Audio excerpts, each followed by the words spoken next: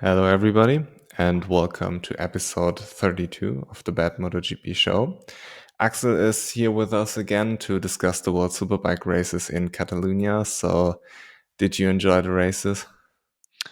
Yeah, for the most part, other than the Bautista dominance, and I'm sure you probably feel the same, Leo. Yeah, I mean, I don't necessarily have anything against Alvaro Bautista. I like him. He likes my stuff, so I can't be mad at him. But like a 10-second gap isn't the most entertaining thing. Luckily, we had a couple of interesting battles further down the grid, but like a battle for the victory is always something different.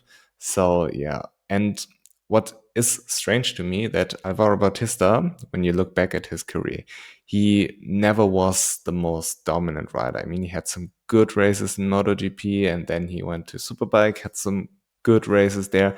But since this year, I mean, last year he was good, obviously won the world championship, but this year he put like a couple of tenth between him and Toprak and Ray in every lap. And even with the decreased RPM, I mean, it's just 250 RPM. Yeah, that's They that's not too much, but no, it's he is not. still super dominant. But the other Ducatis aren't necessarily so dominant. So is it just Bautista? Apparently, but why is he so dominant? What's special about him in this season and the last season maybe too? But yeah, he kind of pulled away from the whole grid over the winter, and it's not even fair, you know. Yeah, no, for sure. Like on that subject of Bautista compared to the other Ducati riders, it's okay. There's two. It's a two-pronged argument you can take with this. You can say, oh, it's just down to his body weight, and oh, he doesn't have any real talent. And another like argument for this is, are we going to say that Danilo Petrucci, who's also riding a Ducati, is a significantly worse rider than Bautista? When we look at the body weight of Danilo Petrucci compared to the body weight of Bautista, and maybe we can say what's also happening with Remy is that he's struggling to adapt to the production chassis. I mean, Danilo's had a full year in Moto America, but on Dunlop tires coming to Pirelli tires, it's a completely different ball game. So I think Bautista right now is the best rider on that Ducati for the package. But does that mean he's the best rider in World Superbike? Not in my opinion. I mean, the weight argument, in my opinion, is a little bit weak because then Danny Pedrosa would have been a 10-time world champion if just the weight would be the case. And with the big bikes, it's not that much of a difference. I think Alvaro Bautista is doing an incredible job. He's not making any mistakes. He is putting himself always in the right positions. And he's now like 37 or whatsoever. He has a whole lot of experience where he can um, or where he was able to learn what works for him, what doesn't work for him. I don't know what he did with his training. I don't know how he's able to set the bike up in a way which works for him better than to the other Ducati. So to just boil it down to the weight is a little bit, it's a weak argument in my opinion. But then again, is he really a better rider than Toprak if they were same weight, same height? Because height is also a thing. Like when you're on the Ducati and you don't weigh as much, that's cool. But when you're smaller, you can also ride faster because you have less aerodynamics. So, Yeah, I mean, for sure. less I think aerodynamic resistance, I should say. for me, in the end, your body weight, as long as it's proportional to your muscles, you'll be able to wrestle around a bike. But Bautista, when you're on one side of the bike and you have to pull the bike over, first you have to get your body to come over, and the heavier you are, the faster you can get that bike to pull over. But the less mass you have to pull over in total because your body weight, you're pulling that as well. So I think that kind of works itself out. But in the end, with the Pedrosa argument, I think that Honda that Pedrosa was on was never the fastest bike in a top speed anyway. And he was always on par with Marquez. Marquez is always he's been fairly light. He's not a tall rider either.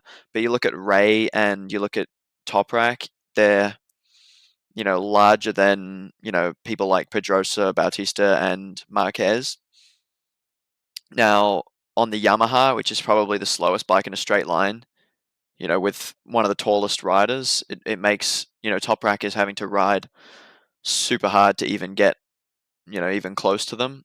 But I think going back to that point about Bautista not making any mistakes, you'd wonder why, as a rider like myself, when we're on the limit, we make mistakes, and everyone makes mistakes. You see even riders like Bagnaia. I mean, we can't really say that Bagnaia is, an impenetrable fortress, but I mean, right now, I think looking around at all the motorcycle racing, there's not really a single rider that's avoiding the mistakes like Bautista, which I think is unusual because if you're on the limit, like you're going to make mistakes. So I believe he's not actually on the limit.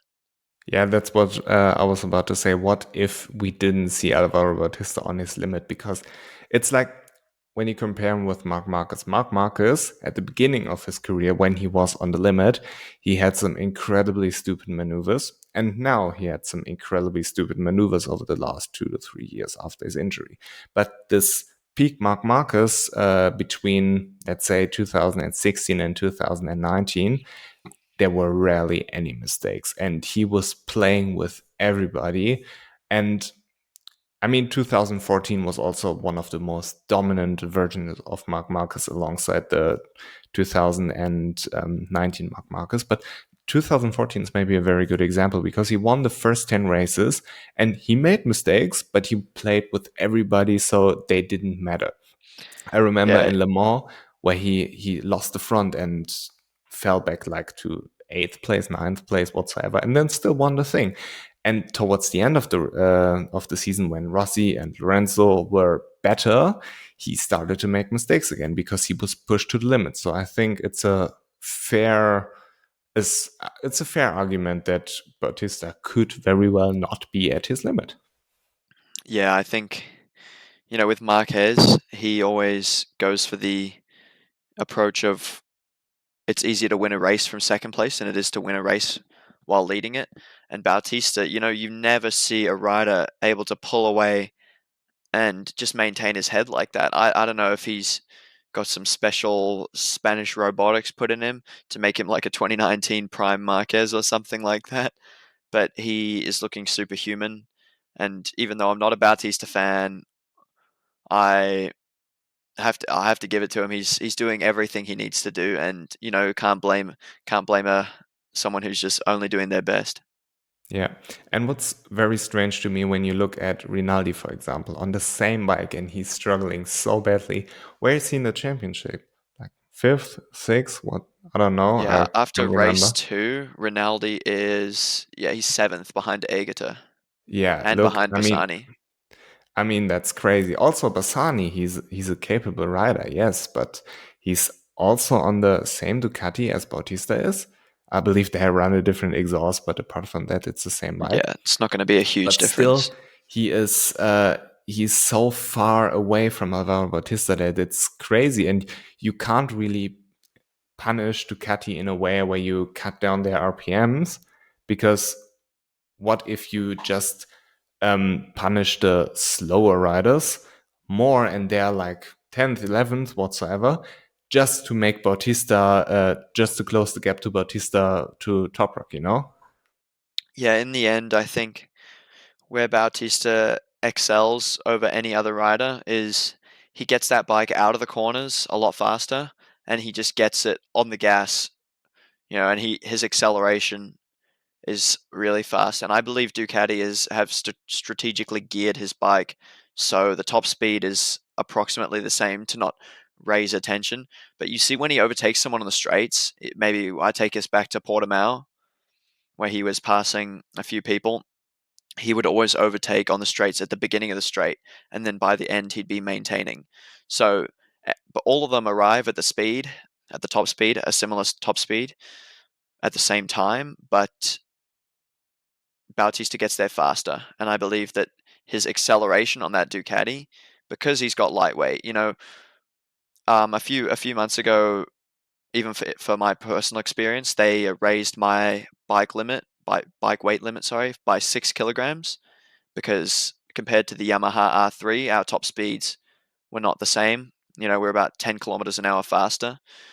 And so they gave us an extra 6 kilos. So now my bike weighs 152 kilos and the Yamaha weighs 138, yet the top speed hasn't changed. And everyone's like looking at that. Why is that the case? Because our acceleration is so much slower. We've geared it so we get to the top speed at a faster rate. So we have to like carry that more weight. So we just have to gear it for acceleration. So bigger sprockets on the rear. And I think Bautista's just done that. And also in Superbike, they can change the gearing inside the engine. So he can have a final drive of the same as everyone else, but the sixth gear and fifth gear ratio can be like really, really long. So as soon as he gets to fourth gear, he's like past everybody, and then he clicks fifth gear, and then it's just smooth, like not fast acceleration. Also, with top speed, you have still the fuel consumption. I don't know what the limit is in World Superbike, but you can't just do everything which is maybe possible. Like Ducati in MotoGP is a good example, but you have to still get over the race distance. And if you have in MotoGP 22 liters, I don't know how much it is in World Superbike, and if it maybe differs from manufacturer to manufacturer. Yeah, I I'm don't I'm not know. sure. Yeah, but in on that point, it's like Bautista is less weight, so his bike burns less fuel as well, so he can run a higher engine mode throughout the whole race because his Yeah. bike is carrying less weight. I mean, when you look at how much does he weigh? I think it's around 58. I'll just quickly Google that. Because I looked up the MotoGP riders' weights and they're all like in the 60s. And Marco Yeah, Bezzecchi is the allegedly he lightest one. weighs 60 kilos, just 60. But I believe, he cuts that down. Redding quoted him in last year too that he was 56 kilograms. So it's somewhere between that. Okay, I can give my own like baseline for my racing. I cut down to about 59 kilos, and I'm 6 foot tall, so 183 centimeters. And if I can cut down to 59 kilos, then Bautista, who's at 169 centimeters tall, can definitely cut lower than 58 range. Yeah. I, I think the weight plays maybe a factor, but you still have to do it. You still have to make no mistakes. You still have to put the bike in the right position, and you still have to manage your strength and your endurance over a whole race distance. And he's doing it better than anybody else. I don't know how much of an impact the weight has. What if he would be riding with like 10 kilos extra on his bike? But I don't see 10 kilos making a 10-second difference, you know? That's basically the point. Maybe it I helps agree him with a little that. bit, but it's not a 10-second help. So he's still better than anybody else, definitely better than his teammates.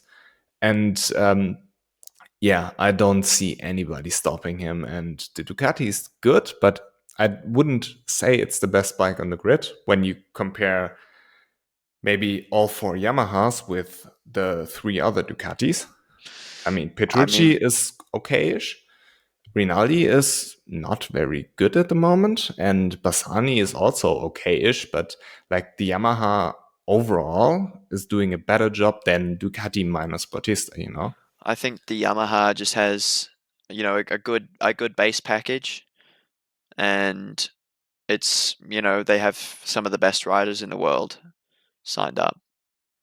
That's true. I mean, Dominic Egeta, he has a lot of experience and he has a lot of world championships. And Remy, also world champion, Toprak world champion. I don't know if Locatelli won something in his life. I think he did a Super Sport 600. Yeah, Yeah, so he's very, very capable of.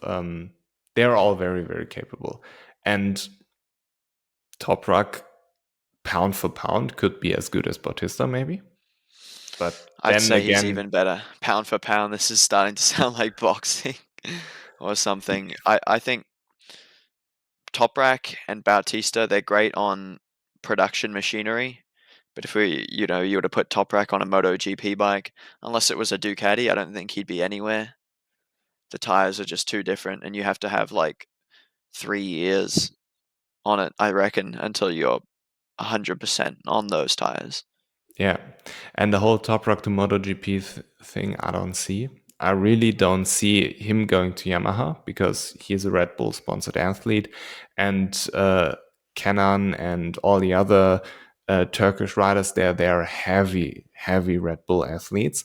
They're having their own series on Red Bull TV in Turkey. They're doing phenomenal things for the sport in the country, and they're all particularly Toprak, but everybody else, they're pretty successful, and they're all Red Bull sponsored athletes.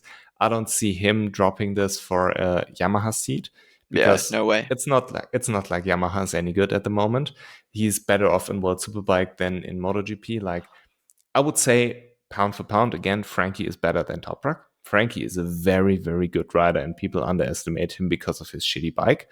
But then where's Frankie at the moment? He's nowhere. The Yamaha isn't necessarily a bike which is anywhere near the top five. And whatever Fabio is doing on the thing is still a miracle, even though he is not even in the top five. And yeah, I don't see him going to Yamaha. I don't see a spot at Ducati. I don't see a spot at Aprilia. I don't see a spot at KTM. So at Honda, I don't know. I I mean, believe that he could be a contender for a Honda seat. Although I believe that Idemitsu, although Turkey is like kind of Asia, kind of European as well, I don't think Idemitsu wants Toprak on the LCR Idemitsu bike. I think that's for Ayagura, probably not. Maybe Somkiat Chantra if he gets his act together a little bit better. But in the end, that LCR bike, I believe it could just become full Castrol next year and have a full Castrol team. Toprak could go there. I read that Keenan, um, who's Toprak's manager, received some offers from a MotoGP team, but undisclosed team. I think he could fit in as a replacement for Raul Fernandez at RNF. That but would allow then him to keep his dropping sponsorship. I mean, then dropping Raul would be incredibly stupid, in my opinion, because he's not doing good at the moment. But Raul is such an incredible talent when you look at what he did in Moto 3, then going to Moto 2, and then going, he has ridden 4 different bikes in 4 years. And when you take all of that into consideration, then Raul is very, very good. You just need to give him time to adapt to something. You're not doing this over the last 4 years. He's going from Moto 3 to a Moto 2 to a KTM and now to aluminum framed Aprilia. Give him some stability. And I think when we talk about a 3-year window, in 3 years, Raul Fernandez, if he has the right people around him, if he gets his confidence back, he can be a very, very good rider for Aprilia. And I don't see the value of replacing him with Toprak. Yeah, I'm expecting, for him to keep his seat, he's going to have to score a top 5 before the summer break and a few top 10s. Even if it's in a sprint, I think Razlan won't mind. I think he has to get his act together though. If I'm Yeah. Razlan, I could have any rider in the world because that Aprilia, it looks like the second best bike compared to the Ducati. I think Razlan could basically pick anyone out of World Superbike that he wanted, besides from Bautista, Ray, and I mean, let's see, Toprak could go there. That's my prediction. I mean, back to Toprak, so why not him going to Ducati in World Superbike? um, that's a good one that I haven't thought of, and I think if Toprak was on that bike, he'd absolutely smash Bautista. Could be. But also, like, Bautista had this press conference where a couple of people thought he might retire. He stays with Ducati for next year. So, but what's after that? And Toprak still has like 10 good years left in him. Yeah, Bautista's starting to, get to the end of his career, and I'm honestly glad that he could have a championship in Superbike because I think since 2019, he was doing so well, and then he threw it all away, and I think he deserved it last year, and I think this year he deserves it. He is the 2023 World Superbike champion. I think it's not out of order for me to call that now, even though we're only 4 rounds into the season. Yeah, that's not particularly It's not particularly optimistic for everybody Yeah. else, Well, except an he's injury, you know. yeah he's had 11 wins from 12 races, and the one race he didn't win, he did not finish. Yeah, and regarding Ducati, when you look at Bassani and Rinaldi, I would like to get into the whole incident there with you. But those two riders aren't championship material. So if Ducati wants somebody with championship material, maybe look at Toprak, because Yamaha's doing Yamaha things right now, and Yeah, they're for the getting bailed future. out. They're getting bailed out by incredibly talented riders. And Yamaha is a very frustrating thing, but it is what it is. And I don't see it getting any better in the near future. So, yeah, for him, maybe Ducati would be good. And I think Ducati have not got the riders for their future right now. I think, you know, Bautista is good at making smoke and mirrors that it's going to be like this for the next few years for Ducati. But I think if they don't invest in someone else who has the potential to win a championship in the future, then yeah, they could be in a bit of trouble in the next few years. But I think Bassani, honestly, I think he does have the talent, but he doesn't have the experience yet, and he just needs a few more years. I'd say 1 or 2 more years. I say by halfway through next year or the end of next year, he'll be winning races, I think, with the top three. Where do you stand on the Bassani versus Rinaldi incident? I mean, you either give them both a penalty, which I disagree with, or you give neither of them a penalty. Honestly, if I'm, trying to make a move up the inside like Rinaldi did, that was, let's say, that he needed a lot of luck to pull that off, and he still made contact, but they both stayed on, and I think that's because Rinaldi had a greater overlap over Bassani, but while Bassani stood up, and as Bassani stood the bike up, I think he really had to take major evasive action.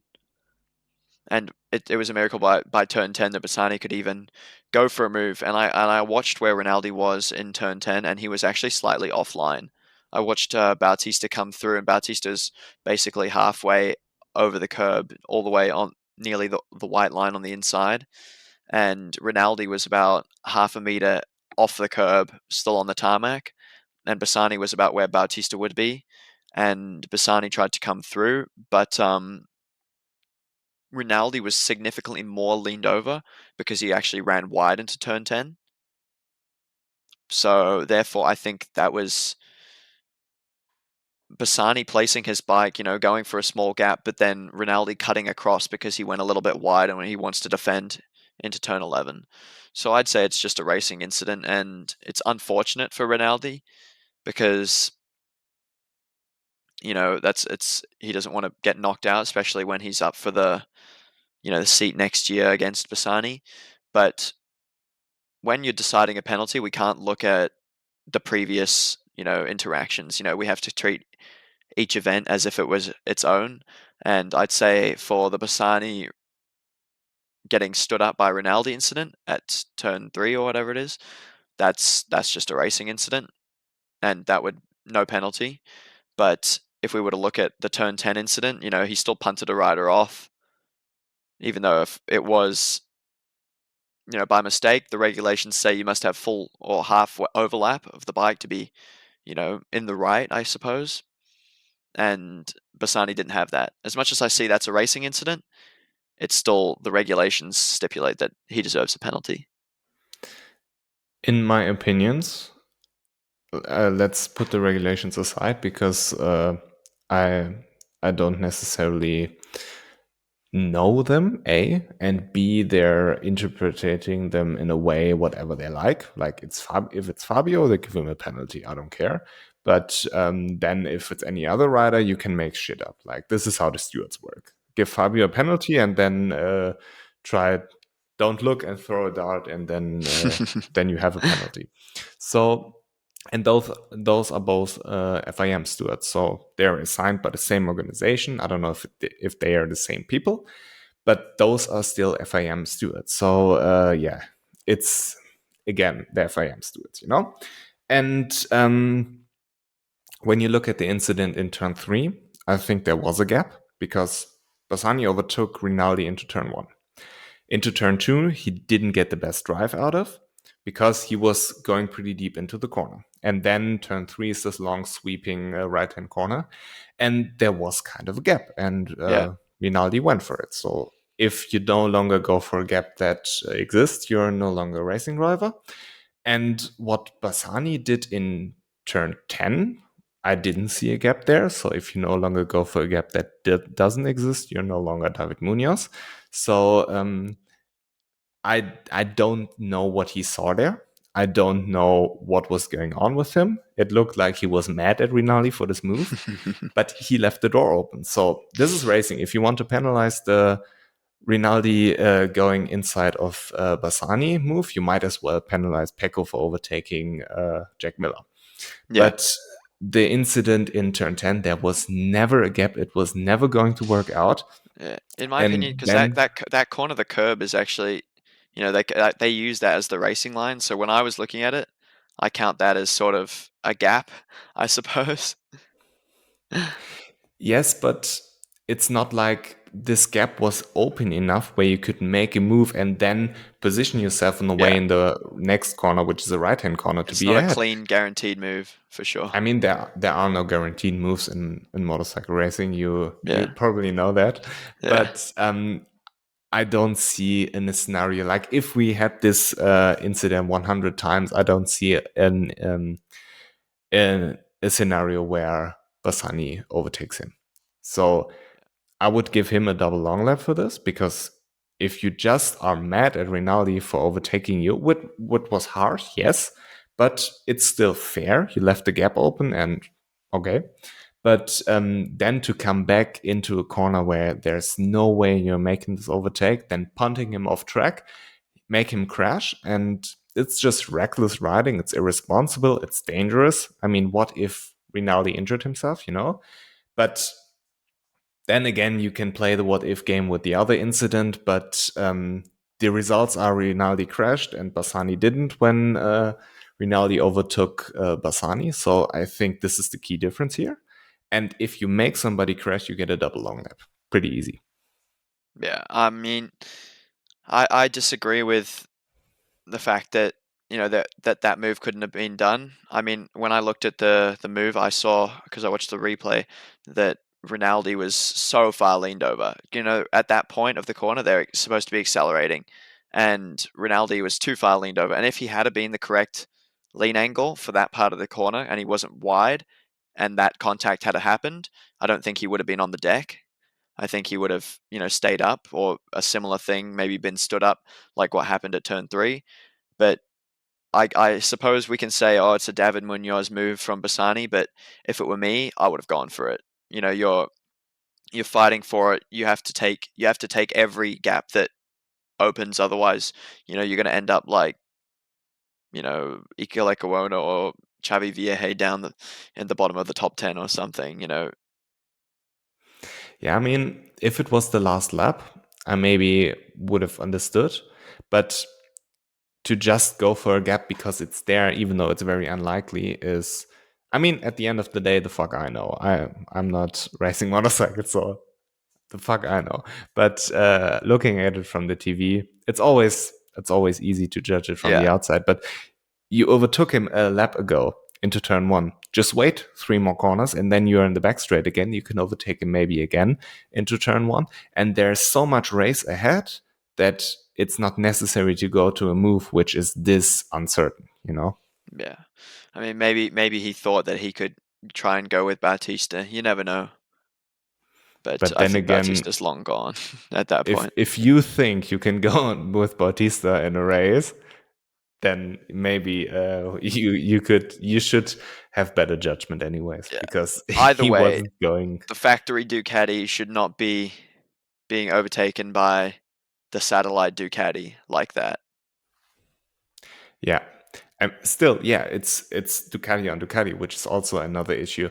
If I was Ducati, I would be pretty mad at Bassani, because if it was a Yamaha and exact same scenario, I would have understood it more than Ducati on Ducati. Yeah. You still have to think about this, and when you want to be a factory rider, you also have to be a team player.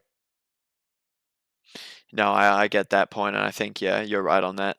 And that doesn't affect the penalty, but that affects Bassani's morals for sure. Yeah, yeah. I mean, of course, the stewards, they don't care if it's Ducati on Ducati. They should look at it as black bike on black bike, or black bike on white bike. I don't care. I mean, just no manufacturer, no rider on there, just the incident in itself. And unfortunately, they don't do this. But this is like the way it should have been approached. Like, if it's just a black rider, you don't know who it is, and he's overtaking white rider or blue on red whatsoever. I don't care. Just two riders, you don't know who they are, you don't know what they're riding, you're just looking at the bikes and the lines and what they're doing. This should be the way it should be judged, but then unfortunately it isn't the way it is. Maybe we need an AI to judge stewards. We can ask ChatGPT. Maybe the AI makes better decisions, probably.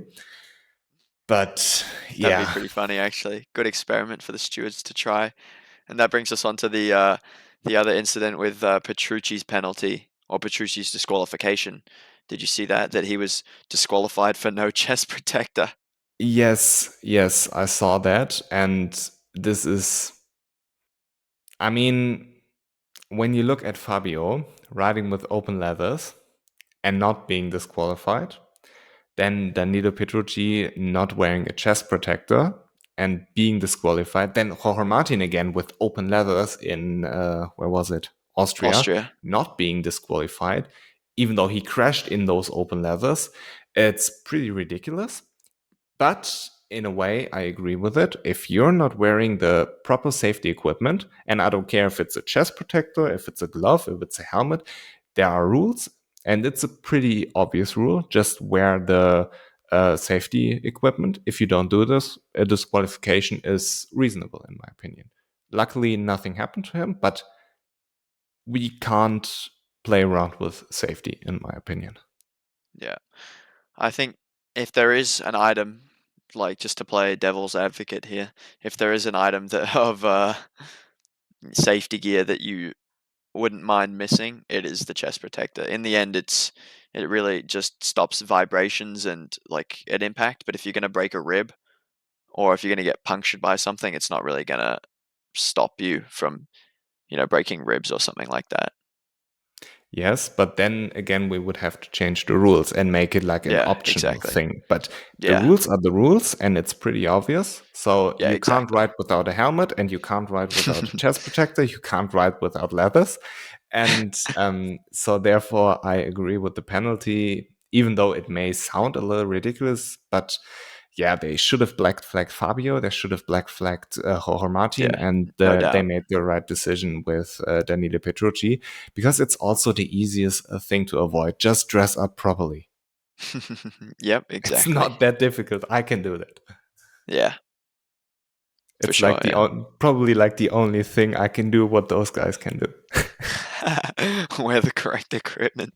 Yeah, Yeah. yeah, and for example, when you have incidents like, let's take the Bassani and Rinaldi incident, and you penalize this with a long lap penalty, and then you have something where, like the chest protector, and you get a disqualification for it. It may seem it's not fair judgment, like the penalty doesn't fit the crime. But then again, I think that if you have rules, you should obey.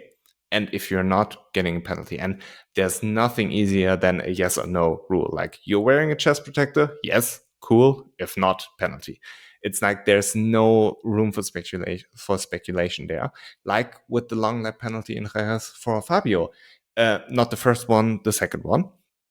If you cross the white line, you get another long lap penalty. There's no debate there. This is how you how you're supposed to make a long lap penalty. They know this, they practice this. And if you're not able to do it for whatever reason, I know he was looking over. If you're not doing it, it's a penalty again, unfortunately. But with this being said, I don't understand why Rinaldi didn't get a second long lap. I think that just is the sensor issue with World Superbike, that they maybe don't have sensors on that part of the long lap penalty loop.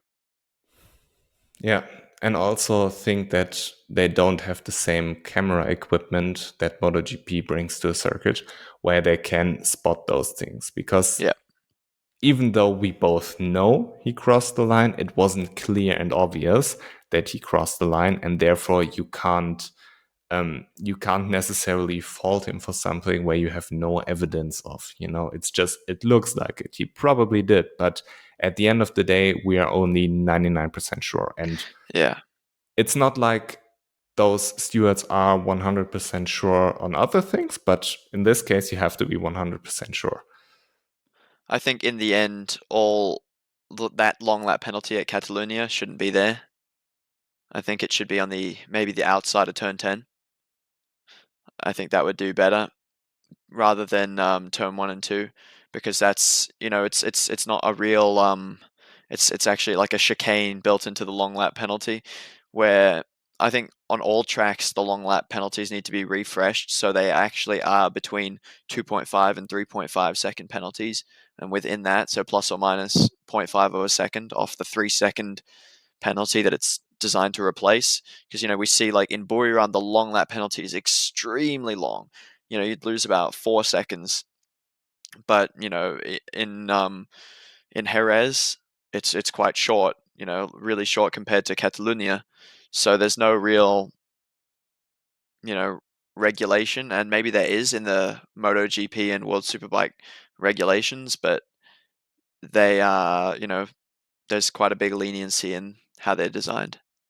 I mean, look at Silverstone. The Silverstone long lap penalty is nowhere near other long lap penalties. And I mean, regarding turn 10, I tend to disagree, because when you look at turn 10, I remember the old Formula One layout they had there. Yeah. MotoGP took that for a while because turn 10 wasn't safe enough, because there wasn't enough room for gravel traps and all of this. So if you crash, I mean, look at the Luis Salom incident where he crashed and then hit the air fence. It was possible that it could have happened also in turn 10. So to take away gravel trap, which slows you more down than asphalt, isn't, from a safety perspective, the best solution in my opinion. Yeah. They have in turn 9 this alternative layout where you can go straight on and then come back. But then I don't know if it's very safe to rejoin there and to make the long lap penalty there. But regarding the long lap in turn 1, I don't necessarily have a problem with it being a chicane, because why not? I don't necessarily see the problem. But yeah, I think that they definitely need to make a better job on judging if it was indeed a penalty or not. Or like he was crossing the line and therefore getting a penalty or Yeah. not. Could This have is been like the solved with better problem. cameras. And Yeah. I mean, it can't be that difficult to just get a few extra cameras just for that one section of the track. It's not like they need to do that for every single corner. I mean, it can't be that difficult to know that Pecco's overtake wasn't a penalty, but we are having a pretty low bar here. I think in the end, the World Superbike stewards are doing a better job currently than the MotoGP stewards. Yeah, but then again, I don't see why Nicolo Bulega in Indonesia, when he took out Van Stralen, why he didn't get a penalty for this. So I mean, they aren't Yeah, perfect either. I think going by Barcelona and Jerez, but yeah, all of them are. I don't know. Maybe they need just extra people in there. Maybe you and I need to be in the stewards box. Honestly, I would have made better decisions over the whole season. I'm pretty sure of that. Because at least I think I would be consistent. I think that, Consistently bad. I mean, Cons- consistently bad is better than being not consistent at all, because you at least know what you're getting. This is Yeah, like no, the problem, I agree because with that. when you have Brad Binder in Argentina, where he took out Maverick, or Maverick took out him. This was the other way around. Maverick Argentina, took yeah. out Brad Binder. Brad. Then he didn't get a penalty for it. But then in the rain in Buriram, where Aleix sent Brad Binder wide, he got a penalty for this. So what are we doing here? At least I would have been consistent with it. I have thought about this quite a lot. I discussed this quite a lot on the podcast. And in my opinion, if you take out a rider, like exception of like a turn one or a lap one incident where everything is so condensed, like this is an exception to the rule. But if you take out a rider, you get a double long lap pretty easy, because you ruin somebody else's race and it's your job to not do that. And when you're taking somebody out and crash yourself, you get one long lap penalty, because you still ruin somebody else's race, but you kind of also ruined your own race. Yeah. And if you have an incident like, for example, Fabio in Assen, no penalty at all, because, I mean, he punished himself more than enough. And if you have an incident like Bassani and Rinaldi, or let's say Rinaldi and Bassani, when nothing happened, you should maybe get like a penalty point system, where if you do that like 5 times in a season, maybe we have a problem here. But Yeah. once, it's not an issue. I think that's good, and that's a similar thing to what they're doing in British Superbikes, where they have a cumulative penalty point system, and rather than having a long lap, they just start from the back of the grid for the next race.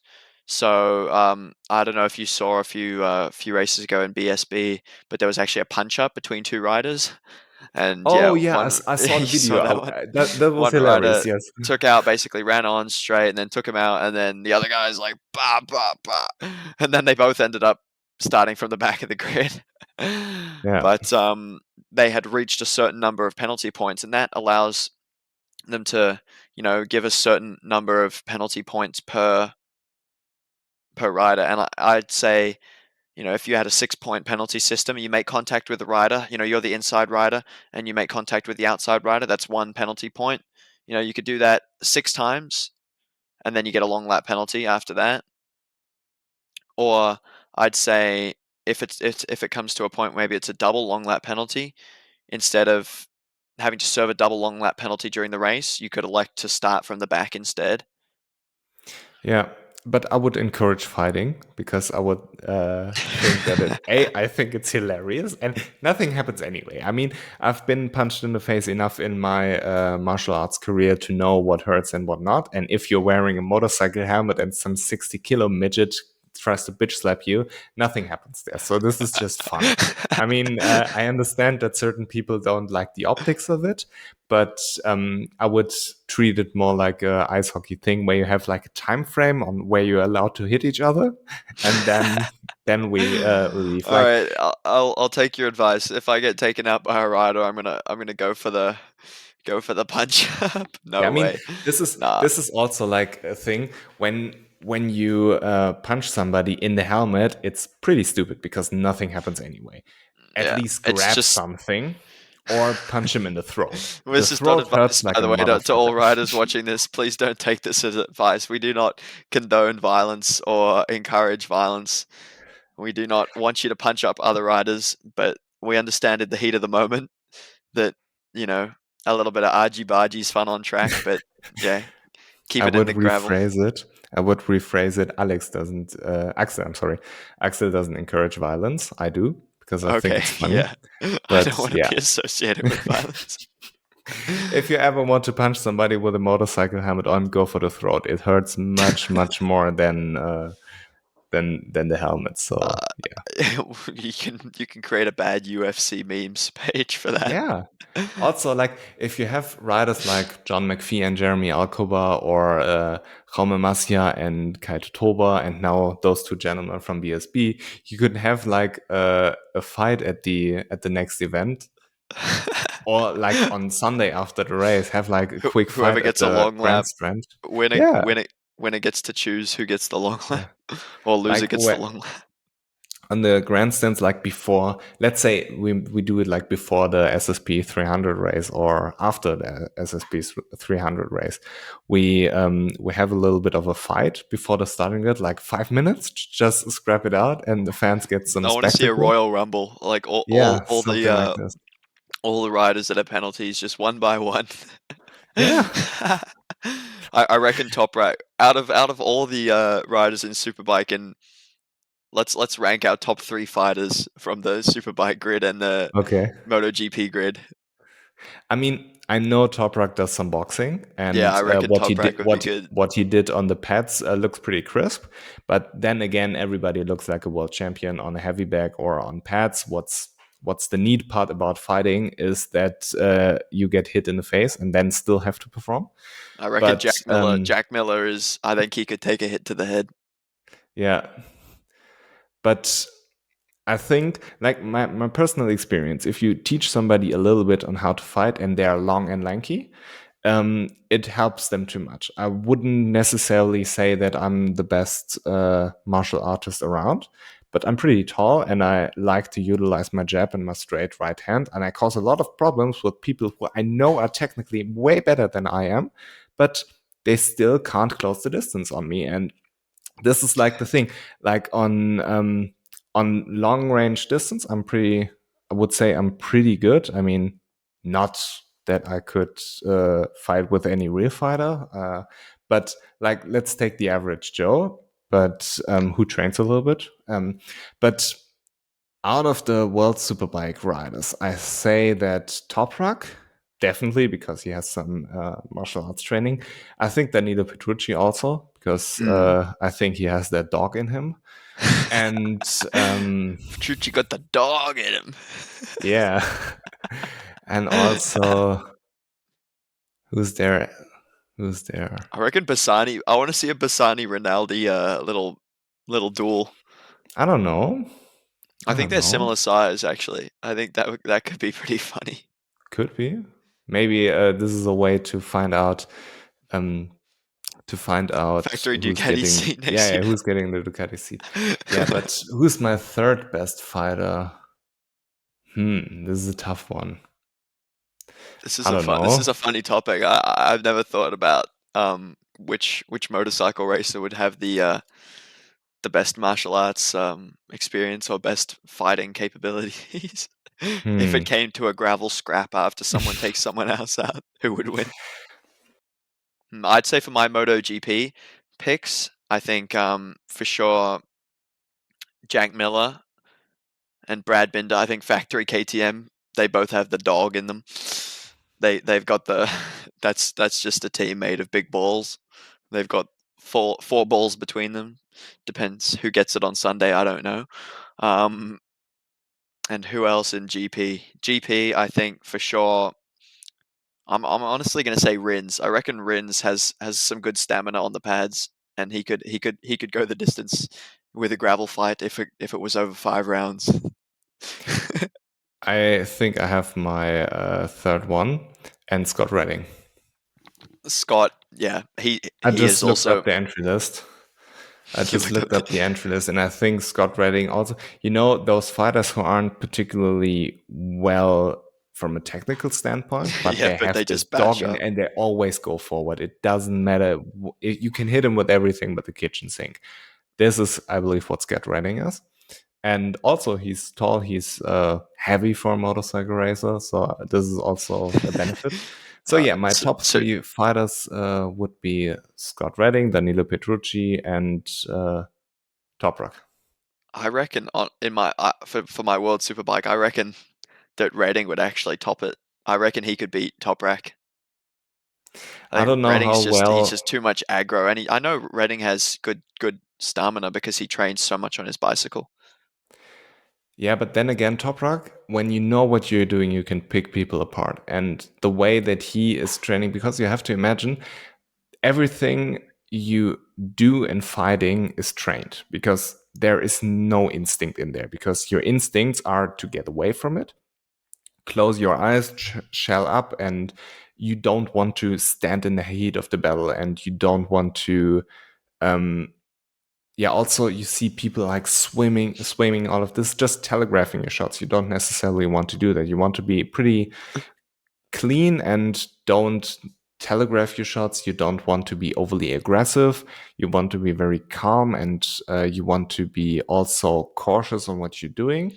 Right. And then the defense is like the weirdest thing ever, because all of your instincts go in this direction, but everything you're supposed to do goes in this direction. It's pretty weird. It seems like But martial arts is very like it's closely related to, riding the bike. I think that you can be a good rider and be very technical and calculated with your decisions, but you can also have the dog in you or whatever we're saying with like people like Petrucci or whatever, where they just go out and they put it all on the line and then hopefully it works out. Sometimes it doesn't. And I think, with elite sport, especially I'd say motorcycle racing is almost a combat sport. It's very nearly on the borderline of a combat sport. Even though if it's not physical contact, it's still, you're throwing moves on each other and you're battling against each other. I'd say that, elite fighters have a very similar mindset to, elite motorcycle racers. yeah, and also like you don't have to think too much about the consequences.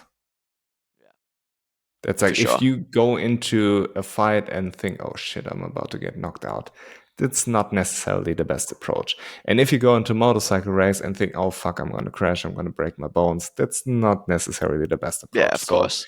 yeah, you have to be okay with being in danger and not being afraid. Yeah, it's all about mindset. And speaking of people who have improved mindset, let's talk about Super Sports 600. Bahattin Sofoglu, something clicked on Saturday for him. It must be in the head, I reckon.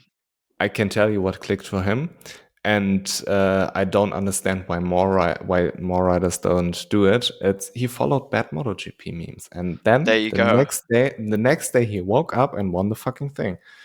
Actually, Yeah, really? yeah, yeah. The day Followed after. me. Yeah, he Look at followed me that. on Saturday.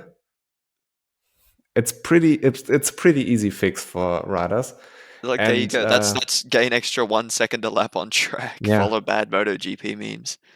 I mean, if you like the stuff, then it gives you half a second. Extra, But this is extra, why. extra Yeah, time. this is why Alvaro Bautista is so good, because he's liking my stuff. So 8 seconds a lap. That's, yeah, he's must have liked 16 posts. yeah, probably. No, he like 3 or 4. The first Okay. one he liked was the Ana Carrasco So thing. he is talented. It isn't just really like the Anna Carrasco. Yeah, Uh, I have an Anna Carrasco knee slider. I'm a fan of her. I think she's doing, she's getting better, race by race, even if it's a little bit. She overtook Josh Watley on track. I saw that. That was pretty good. yeah, yeah. But back to the 600 race. What happened with MV? I mean, MV was so incredibly bad over the last couple of years, I would assume, but also like the first races, they weren't particularly good. Then Marcel Schrotter had a good race in Assen, and now they were dominating like they were Ducatis. Yeah, the MV Agusta now it's the 800cc model, and they had the same one last year, so it's their second year with this bike, and I think finally they've got two. Like they've got a good rider in Marcel who's bringing his experience from the GP paddock, and then I think he's really helped Bahattin. Obviously, we don't know their relationship, but I saw their embrace after the race, and they look like they're friendly teammates, which is always good to see. But I think this is the year for the Turkish riders with Bahattin, Jan, and Deniz. They're finally, the young ones are starting to come through, and I think everyone's starting to respect Keenan's program a little bit more, because I think everyone looked down and say, "Oh, Toprak's just talented," but his Keenan's other riders are way too aggressive. But finally, they've all got their first wins, and I think that's finally reflecting how like good their program is in Turkey. Yeah, but regarding Dennis, I don't see him winning on the Moto 3 because he's too tall, he's too heavy. He should have gone up to Moto 2. And I still don't understand what KTM was thinking that they demoted Daniel Gado, who's the junior GP world champion in 2021, demoting him after a very good rookie season to Tag 3 and not keeping him at IO, and Yeah. then putting Dennis Öncü in there where we know that Dennis Öncü is a good rider, but we also know he's not very well suited to the class. And I think he can do some serious damage in the Moto 2 class because I feel like he got his aggressiveness somewhat under control. But then again, with Dennis, there's always something. I don't know what it is, but there's always something. You Uh, stall the bike on the grid, you get a long lap penalty for track limits, you crash in the lead. I mean, there's always something. I think it's just it's lucky that Bahattin got the first win after the first podium so quickly. Because as soon as a rider gets the podium, it's either make or break. They either keep getting podiums or they do what Dennis has done and just they keep getting seconds, thirds, but never being able to get the win. And I'm so thankful Jan got the win as well, because if you're just sitting there and you haven't got a win, it plays with your head, and as soon as you're in the opportunity to win, you'll bend the bike, you'll tuck the front on the final lap or something stupid. You'll do a Joe Roberts and crash, or a Jake Dixon, or we can list so many riders that have the talent, have the speed, but it's all up here. It's a mental game, and it's I think sports therapists. I know some riders that use them, but I think all riders that really want to actually make a charge to the front and want to, fully unlock their potential need to use sports like therapists. Yeah. Yeah, Fabio did it and it worked pretty well for him in 21. Now Yamaha needs to hire some engineers and Yeah. do That something with Yamaha them. is just, I looked so good at the end of last year's testing, but I don't know what they did over the winter. But the Nothing. That's engine a is problem. just, I'm not an engineer yet. I'm still studying at uni, but if it were me, I'd be pulling that old chassis out of the shed for Yamaha and trying to find a engine that can fit in that chassis that is at least halfway between last year's engine and this year's engine. And I think Fabio would be happy to give up some power to get that bike cornering again. Yeah, but back to the 600 race. I think it was one of the most entertaining races. And all of a sudden, when you remove Nicolo Bolega from a 5-second lead, then you get a very, very interesting race. And I feel a little bit bad for Marcel Schröter because he was supposed to win this thing. And I really believe that he is again in this weird spot where he had a couple of podiums in GP, and he now had a couple of podiums in WorldSBK Sport, but then it's not enough for the victory, and I don't know what's going on with him. But yeah, the MVs are very, very good, and I mean Stefano Manzi getting post-race penalties, it's a little bit of a tradition in Catalunya, I would Tradition. assume. Yeah. But it was a very, very interesting race, and I really enjoyed it. Yeah, I think the MV Augusta one too. I think that's crazy to think about. If you had said that last year, I'd be like, no, no, no, definitely not. Especially with Agata and Yamaha being so strong last year, but now Yamaha are nowhere. Manzi's doing his best, but it's really not. It ain't it, It Yeah. ain't it. Didn't Yamaha build a R7? Oh, the R7's. It's not fit for this class. But why? Why can Um, we have like a almost 1000cc Ducati V2? Why can we have an 800 inline 3 but can't have a 700 inline 4 when the Yamaha is clearly a sitting duck on the straight? well, the Yamaha R7 is the inline. It's twin cylinder. It's twin? Yeah, it's twin. Oh. Yeah. No, there. I mean, I would have thought maybe an inline 3. No, the R7's a twin. It's got No. the MT-07 engine in it. Yeah. No. I googled that. I don't believe you. It's in the Twins Cup in Moto America. I'll Google it too, yeah. I'm pretty sure. I hope you can't hear my typing, it's really loud. Okay. engine. All right, yeah, twin cylinder. No way. Yeah, that's why it makes 73 horsepower. That's how much horsepower my Ninja 400 makes. How much horsepower does it make? 73. That's not a lot. That's Yeah, it's a weird. slow bike. No, the top speed in the Buriram speed trap is like 205, 207, and my What? Ninja 400 is like 207, 210. What the fuck? Why would you build such a bike? Why don't you build like a inline 3 700 or maybe an Yeah, 800 exactly. I where want to you see an can 800 inline 3, or wait. they make the MT-09 into a sport bike. Yeah, but then again, what's the cubic centimeter limit for inline threes? I think I know that the Suzuki GSXR 750, which is an inline 4, is allowed 750cc.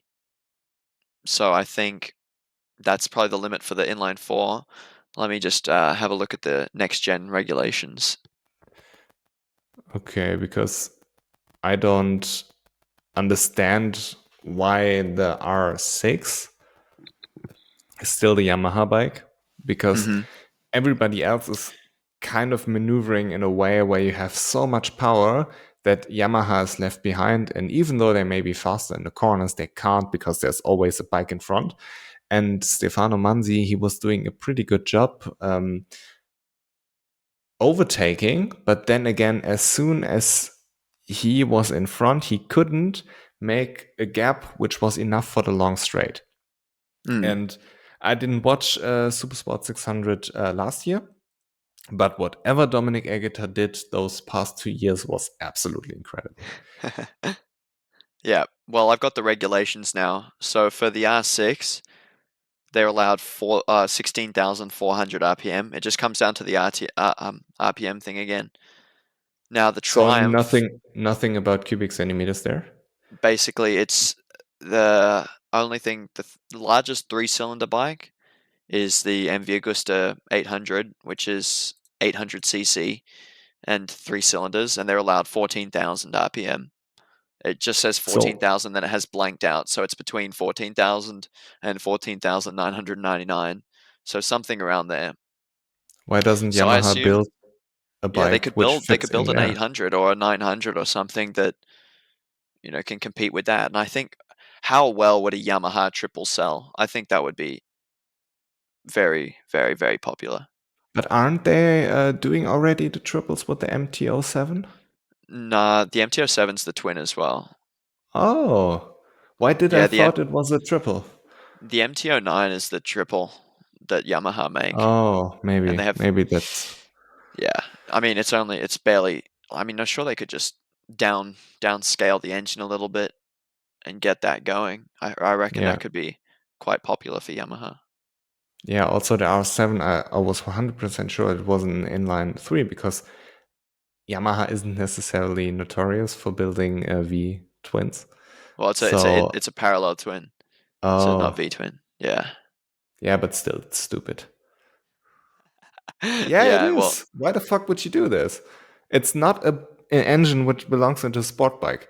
Whatever Ducati is doing with the V2, it doesn't belong in a sport bike as well. I don't know yeah. how they're making it work, Well, but the only thing, because the Yamaha R3, it only belongs in really small sport bikes. The R3 and the Ninja 400 is the only parallel twin that should really be in racing. yeah. But also, then why don't you have a one-cylinder bike like the 250s, like one cylinder 300 or 390s Well, KTM yeah, the building? KTM, that's a single cylinder. Yeah, The they're reason they doing a don't, very good. well, it's all smoke and mirrors because of the regulations once again.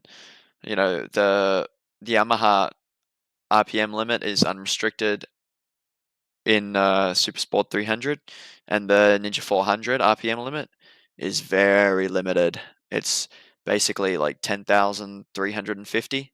It's super low. Like the power band of the parallel twin is between you know 9,500 and like 12 to 13,000 RPM. So you're missing like 70% of the power band when you restrict it. So that's why all those bikes look very similar on top speed. And actually, if you watch Super Sport 300 over the last weekend, you'll notice that the KTM, I think there's only one out there, is actually faster in a straight line compared to the Ninja 400 and the R3, which in real life is no way true. You know, in the Buriram speed trap, a standard KTM RC 390 will run about 185 kilometers an hour, and then our Ninja 400s, which are modified, they're running like 210. I love how Yamaha has the same issue in every different category. Like in MotoGP, they're getting blasted by on the straights. In World Superbike, they're getting blasted by on the straights. In 600, they're getting blasted by on the straights because they are like the other manufacturers are doing a far better job navigating through the regulations. And in Yeah, the 300 too, because Kawasaki is doing way more than Yamaha is doing yeah, there. that's very true. And Even in my class in Thailand, in local racing and stuff, and Asian racing, I think the message to Yamaha: get good. yeah, I mean, the Yamaha, whoever is running their sports department needs to get fired. And they need somebody who's actually capable of reading and interpreting regulations. That's like what's Ducati doing so well with the aerodynamics because they looked at the regulations. And I feel like Yamaha looks at the regulations and said, yep, those are the regulations, we'll build a bike for it. While Ducati is saying, yep, that's the regulations, where are the loopholes? And Yamaha isn't Exactly. doing it. You got to And look for loopholes in every set of regulations, and if you don't, and you just build a bike, you know, a safe bet. Let's say Yamaha are making safe bets. You know, you'll come out with some points, but you'll never be a revolutionary bike. You know, you think about when Repsol Honda turned up with Marc Marquez in 2019, and they had that revolutionary new aero, and no one else really had like proper aero. Like Marc could go on to make it one of his most successful years of all time. And I think you have to make bets. It is a competitive sport that anything can happen. And when they say anything can happen, you know, you can't take the safe bet when engineering a bike. You know, you take risks, you push the engine to the limit, you blow up a few engines, but you learn so much more. And that actually is the reason why, you know, the championship exists. We want to know how far we can push these engines so we can, you know, optimize them for the street. We can see what they can take. yeah, and especially Honda, when MotoGP came around in 2002, they built a V5. Nobody did this. It looks like everybody else just grabbed a 1000 cc engine and put them into their 500 bikes. And Honda actually developed a MotoGP bike, and they were wiping the floor with everybody. And it took them after Rossi left. I mean, the Nicky Hayden championship, yes, he won the championship, okay, but I think it's more of a case that Yamaha dropped the ball this year than Nicky Hayden actually beating Valentino because Vale had like two DNFs due to technical issues and the bike wasn't necessarily the best. At the end of the day, he crashed in Valencia and Nicky Hayden didn't, so he deserved the championship, of course. But like it took them a couple of years until Marc Marquez arrived to be really dominant again.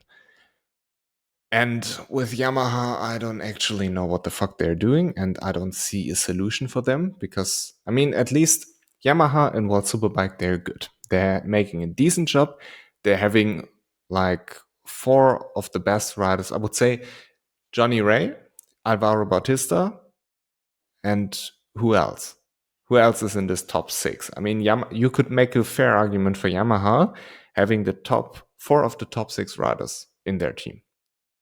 And due to maybe some Yeah, Remy's a bit adjustments, of a stretch at this point, I think. As much yeah, I as mean, I like Remy, and then you're a big fan of Remy, I think he needs to make a step forward, I think, next round. I think that with Remy, looking again at his past, that he needs more time. But if you give Remy a bike where he's comfortable on, if you give Remy a team where he's comfortable at, then I don't see any reason why he wouldn't be able to win races. And I think it's just a matter of him, a little bit like with Raul. He was on a Moto 2 bike for a while. He grew up in GP paddock. Those bikes are very, very different.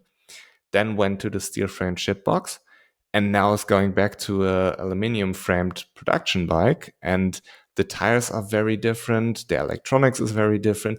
Everything he learned, he has to relearn now.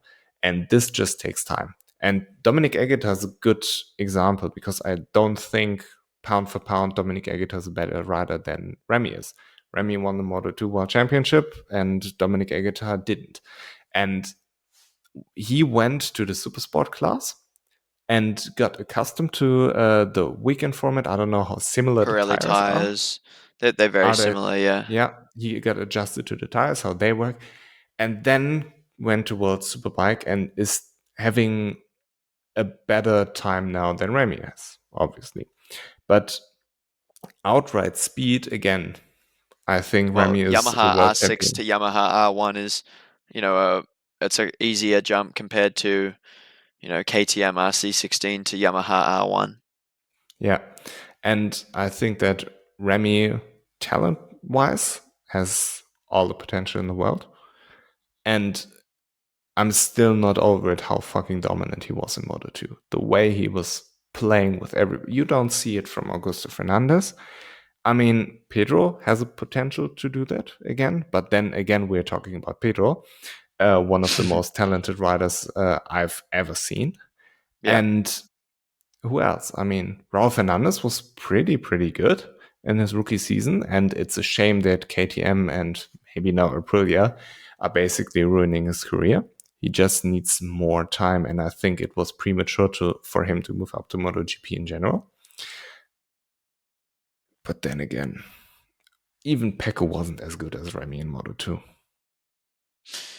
Very true. And So yeah, it's just time, but in the end, it's really bad. But if you're just on the sidelines and you're investing so much money, riders, sponsors want results, manufacturers want results.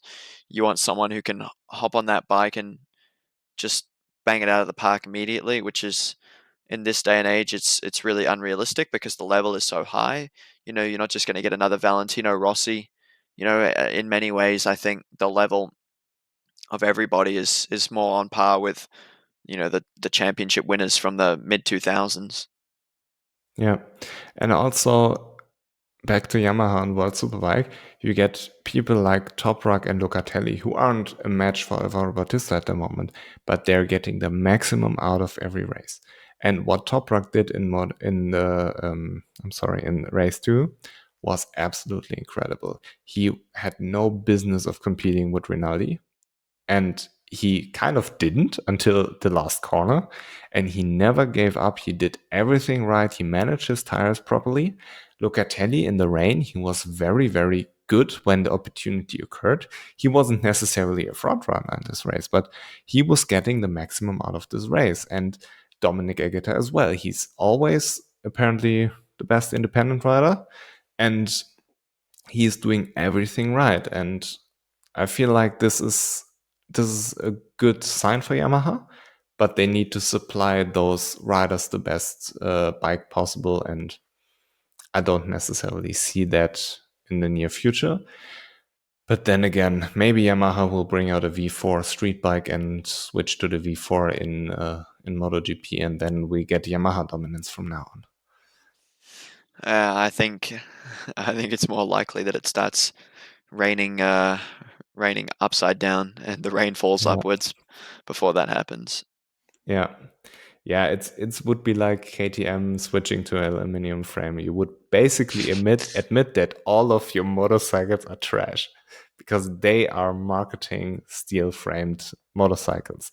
Yamaha is marketing inline four motorcycles, and they were pretty successful with it. But now we are in a time with the whole aero thing where V4s are so competitive in corners, and due to the better engine, they can have much more aerodynamics, which makes them better in the corners again. That Yamaha is nowhere near where they should be if there were no aerodynamics allowed. Yeah, for sure. And the R1 barely has any aero to go with it anyway. It's Yeah. it's it's it's just a 2016 bike pretty much, and Ducati's bringing minor but powerful upgrades each year, and I think Yamaha need a complete revamp. I'm thinking They need to build an inline four, but they need to raise the RPM capacity of the engine. In the end, Ducati still have the most RPM, and until it gets dropped to an equal level between all manufacturers, I will be still rioting in the comments section of the World Superbike posts and rallying all the people together. Yeah. But then again, I mean, Yamaha, I agree with you, they deserve more RPM to make them more competitive on the straight line. But with Ducati, it's a strange one. Also, Kawasaki, they deserve more RPM. Yeah, and that But 250 RPM with did Ducati, nothing. yeah. And what's up with the concession points? They kind of paid 5 concession points to get those 250 RPM? Or what's Yeah, up and with that's that? based on the number of podiums they get over a given period.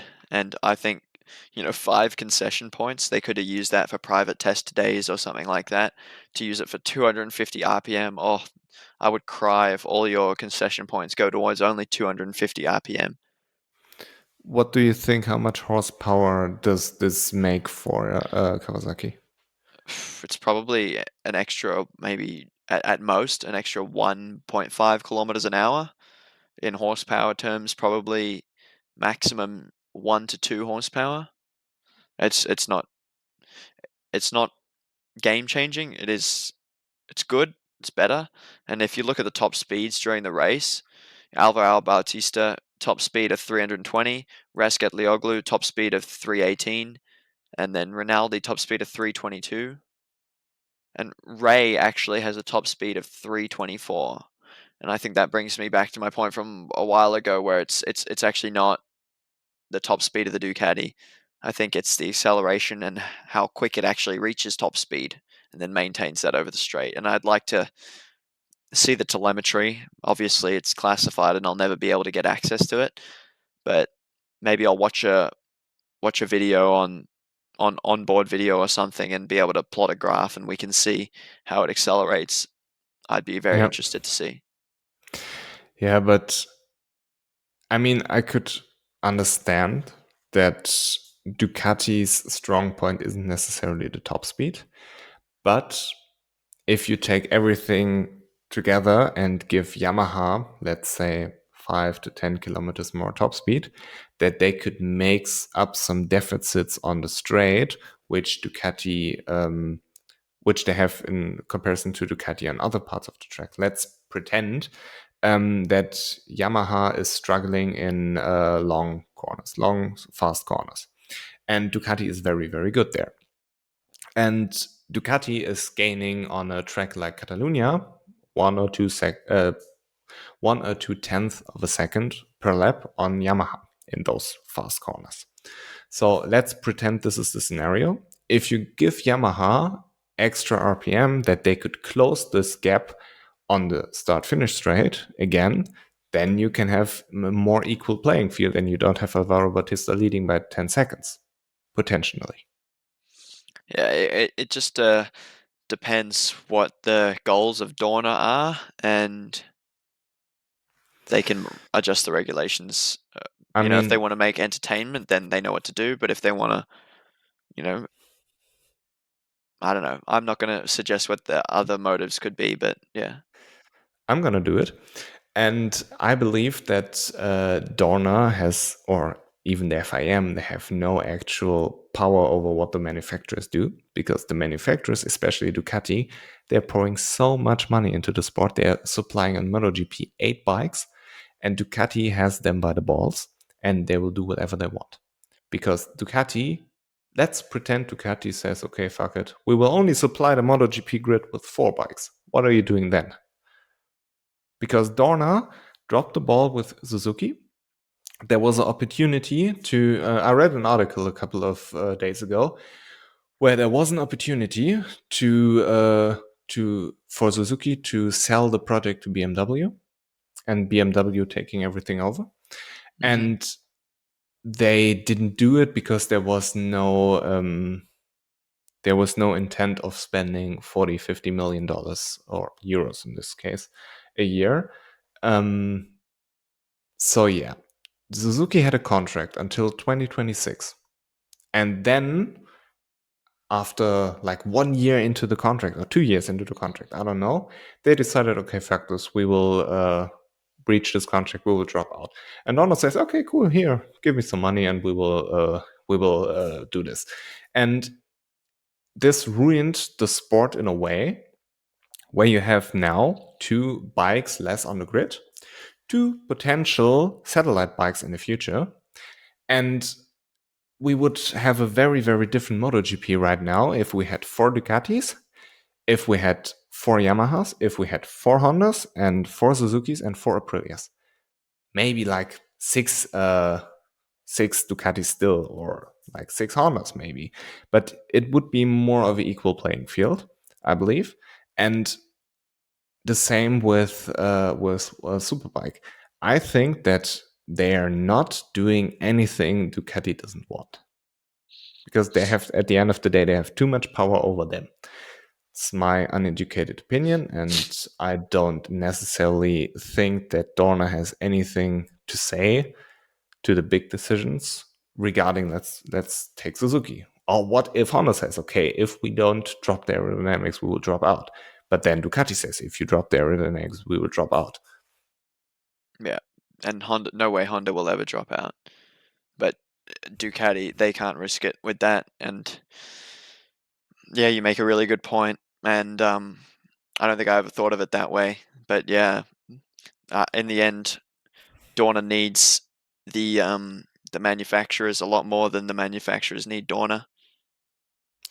And at the end of the day, you now see that Dorna didn't do a particularly good job over the last few years, because there are no Valentino Marc Marquezes to bail them out anymore. And I think when you look behind the curtain, there's a lot of money involved, and wherever money is involved, whoever has the money has the power. And I assume it's not Dorna, and it's not the FIM. Well, interesting. But I I don't mean, know. what do you think about? What do you think about? Speaking of Dorna and Dorna family adjacents, what do you think about the Kazakhstan GP being Well, cancelled? I could recommend you to listen to the podcast with Maddie Pedersen, because we Yes, if actually you haven't talked looked at about that, you this. go watch that. Yeah, we actually talked about this. And what allegedly could have happened was that Kazakhstan said, okay, we would like to have a GP. Dorna said, okay, cool. I'm trying to quote Maddie here. Yeah. My cousin's sister has a company which builds the racetrack for you, and this company went bankrupt now, and the circuit isn't homologated yet. The circuit doesn't have any grandstands yet, and there was a huge opportunity to have a market like Kazakhstan. I don't know. Could you please Google how many people live in Kazakhstan? And while you do that, I'm going to finish this sentence, because there was a huge opportunity to conquer this market where no Formula One is there, and to make actual sustainable races there, and maybe Dorna putting themselves into a position where they have a track which they own partly, where they have control over, where they don't have to rely on other people to do anything. They could have private tests there. They could go there in case of another pandemic, and have basically real estate there. And Formula One pretty much did this with what is it, Las Vegas, and they build a track there. They can do, Liberty Media can do whatever the fuck they want with this track, and this is just the mismanagement of Dorna to get the quick money instead of developing a good relationship and not ripping off taxpayers there. But guess who paid for it? And build like a good business model which is sustainable over the next 10 years. Not have fucking Gryffindor and Crypto Data sponsoring your races, and have like Rolex or whoever, Yeah, some hard high rock. profile. Yeah, hard rock. I mean, we discussed this a lot on the podcast Yeah, with yeah. Maddie. So I could definitely recommend to everybody who is interested in those kind of topics to listen to it. And yeah, I think it's just right now shows the mismanagement over the last couple of years, where Dorna is not in a position anymore of power. They need the quick money because they don't having any money. And the sprint races are a result of this. And all of the TV broadcasting rights, when you take a look into this, they could have been a far better way of marketing and making the sport accessible due to better TV coverage. But Yeah. they're trapped in contracts where the sprint races are part of the contract with the TV broadcast, and you can't have any influence about this until the contract runs up. It's Dorna. I mean, what Well, do you want to yeah. say? And the population of Kazakhstan is 19 million. So, I mean, that's pretty good. And I know it's actually an up and coming place. And they've like one of my relatives actually visited Kazakhstan a few years ago, just before the pandemic, and said it was like a bustling city, and everyone, there was happy to see people visit. And I think it's an untapped area of the world. I believe that track could have been cool. It looked like a bootleg Bahrain international circuit, if I'm truly being honest. But if I'm not sure those images that were released. I'm not sure if they were renders or actual images of the circuit, but I think they should have cancelled the Grand Prix as soon as the contractor went bankrupt, and I don't know how they could still have been working on the track this close to the race if they really wanted to make it for a 2023 race, but it is what it is. I mean, when you look at what they did with Finland, with the Circuit of Wales, with Hungary, with Yeah, Brazil, and now Kazakhstan, and potentially India, I mean, I've heard inside information from people inside of the paddock that they're already planning to to not go to cancel. India. I And when I first heard about the Bud International Circuit, I've seen, some footage on YouTube of track days there, and it looks super bumpy, bumpier than Circuit of the Americas. And I know that Formula One used to go there, and it was like a car track, not many gravel traps. And when I first saw that was announced, I thought, oh wow, they must have done some major renovations in the past couple of years. But I'm not sure on the status of those. But as soon as Kazakhstan got cancelled, I said, how long until India is next? Because I love India, and I want them to have a race as well. And I think TVS Racing, which is an Indian bike maker, and India, like the company Bajaj, actually owns a majority stake in KTM. So it's um it's in their best interest to do a race in India. But still, it's just Dorna jumping the gun. yeah, and without actually knowing it, I'm pretty certain they made a lot of money off Kazakhstan. I'm certain they made already a lot of money of India to just not go there at the end of the day. I could assume that there's like a fee if you want us to come to your circuit, um, pay us, let's say, 25 million, whatever, I don't know, totally made up number. And then they say, okay, but it's your responsibility to make the homologation, and it's your responsibility to make everything set. And then they're not able to do it, but they know from the start they won't be able to do it, and making a lot of money out of thin air, basically. And again, probably the taxpayer gets ripped off. Well, this turned into a financial podcast. Yes, but we went from reviewing the race and discussing Alvaro Bautista's weight to the best martial artist in the World Superbike paddock, and now to have shitting on Dorna again and their financial Hey, corruption, all roads all presumably. roads lead to one place, and that is Yeah, Dorna. shitting on Dorna. And you know what I love when I talk with people, whoever they are, if they're inside the World Superbike paddock, inside the MotoGP paddock, people who work around there, and or just fans. It all comes down to a major animosity of Dorna. Can we? I want to do a tradition. I don't want to do a tradition pose. Tradition Yeah, to Dorna, to always coming back to Dorna. yeah.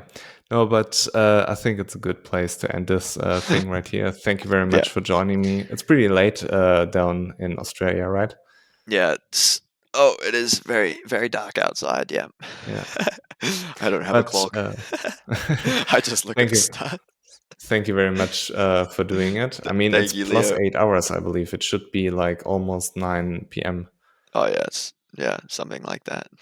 Okay. Not too late. Not too bad. Thank you. Th- Thanks for having me Thank again. you. And I know Yeah. we we like to have our long discussions about random stuff. It's fun. Yeah. Thanks for Yeah. having I me. always enjoy talking to you. It's sad that you live so far away, so it's always a little bit of a pain in the ass to make everything work out with the time difference. But yeah, thank you very much for joining me. I had a pleasure of talking to you again and hope to talk to you and see you soon.